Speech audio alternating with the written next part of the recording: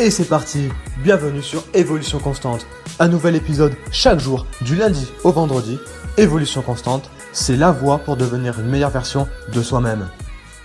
Salut à toi, j'espère que tu vas bien, j'espère que tu as passé un week-end extraordinaire et que tu es d'attaque pour cette nouvelle semaine.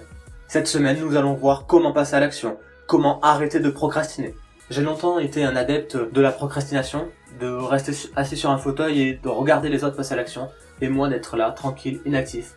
Mais sauf que j'en ai eu marre, je voyais que je n'évoluais pas assez vite en tout cas, et donc du coup, j'ai cherché des méthodes, des actions, j'ai testé, et cette semaine, je vais te partager tout ça avec des hacks, des conseils, des astuces, des méthodes pour que tu passes à l'action, pour que tu décides maintenant de passer à l'action et d'arrêter de procrastiner.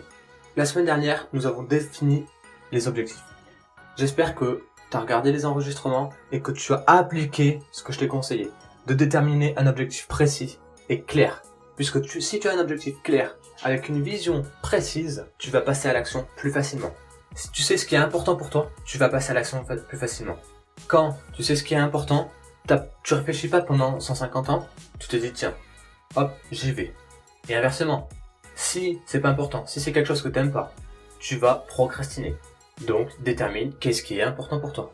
Là, tu as peut-être remarqué, je fais référence à ton système de valeurs. Pareil, j'ai fait une vidéo, un enregistrement audio sur le système de valeurs et comment déterminer ton système de valeurs.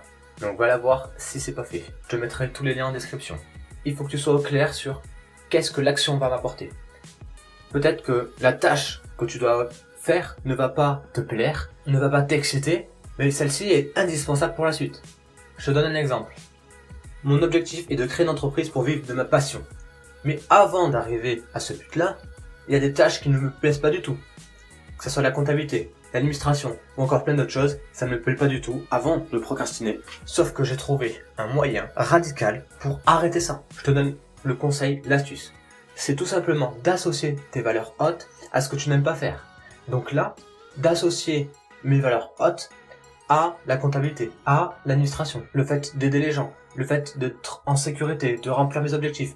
Et quand j'associe toutes ces valeurs à la comptabilité, je sais pourquoi je fais de la comptabilité. C'est pour, par la suite, pouvoir aider les gens, vivre de ma passion et être en sécurité, remplir mes objectifs. Et quand tu associes tes valeurs hautes à des tâches que tu n'aimes pas, eh bien, les tâches que tu n'aimes pas vont prendre du sens, prendre de la valeur, et tu vas arrêter de procrastiner. Donc c'est soit tu es directement dans tes valeurs hautes, et là il n'y a pas de souci, tu vas passer à l'action rapidement, ou soit tu associes tes valeurs hautes aux tâches que tu n'aimes pas faire pour trouver la motivation nécessaire pour passer à l'action, pour avancer. C'est pourquoi c'est très important de connaître tes valeurs hautes, valeurs basses, et tes objectifs. Si tu as ton objectif et que tu as tes valeurs, tu vas passer à l'action beaucoup plus rapidement. Donc deux choix. Soit tu es directement dans tes valeurs, soit tu associes tes valeurs hautes à la tâche. Et bon, petit bonus, c'est que si jamais tu as le luxe de déléguer tes tâches, fais-le. Fais-le grandement. La comptabilité, dès que je pourrai, je la déléguerai. Les tâches administratives, j'aime pas ça, je vais m'en passer. Pour l'instant, je dois passer par là. Et du coup, j'associe des valeurs hautes, les choses qui sont importantes pour moi, à ces tâches. Et ça me permet d'avancer. Et je vois que ça me permet d'avancer. Si ça t'a aidé, n'hésite pas à mettre un pouce en l'air, à partager ce contenu, surtout passe à l'action, on évolue ensemble, la bise.